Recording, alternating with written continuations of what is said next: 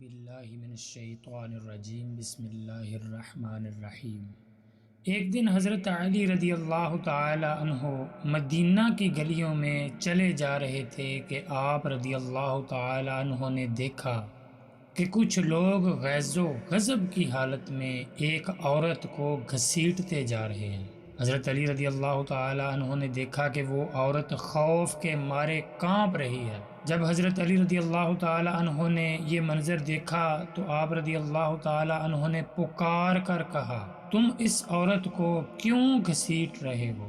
لوگوں نے بتایا کہ اس عورت نے بدکاری کی ہے، اس لیے امیر المومنین حضرت عمر رضی اللہ تعالی عنہ نے اس عورت کو سنگسار کرنے کا حکم دیا ہے۔ حضرت علی رضی اللہ تعالی عنہ نے اس عورت کو ان کے ہاتھوں سے چھینا اور ان لوگوں کو خوب سرزنش فرمائی۔ چنانچہ وہ لوگ حضرت عمر رضی اللہ تعالی عنہ کے پاس گئے اور حضرت علی رضی اللہ تعالی عنہ کے بارے میں بتایا کہ انہوں نے ان کے ساتھ ایسا سلوک کیا ہے۔ حضرت عمر رضی اللہ تعالی عنہ نے فرمایا کہ حضرت علی رضی اللہ تعالی عنہ نے ضرور کسی بات کے معلوم ہونے پر ایسا کیا ہوگا، جاؤ ان کو میرے پاس بھیجو۔ حضرت علی رضی اللہ تعالی عنہ غصہ کی حالت میں آئے۔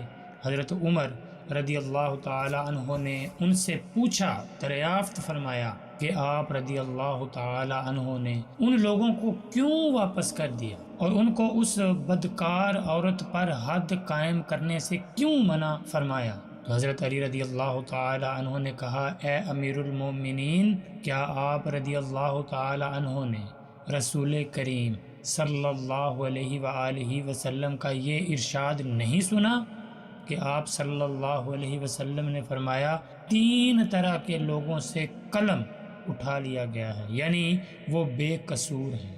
ایک سونے والا آدمی یہاں تک کہ وہ بیدار ہو جائے، دوسرا نابالغ جب تک کہ وہ بالغ نہ ہو جائے، اور تیسرا گناہ میں مبتلا آدمی جب تک باہوش نہ ہو جائے۔ حضرت عمر رضی اللہ تعالی عنہ نے فرمایا کہ ہاں، میں نے یہ ارشاد نبی کریم صلی اللہ علیہ وآلہ وسلم سے سنا ہے۔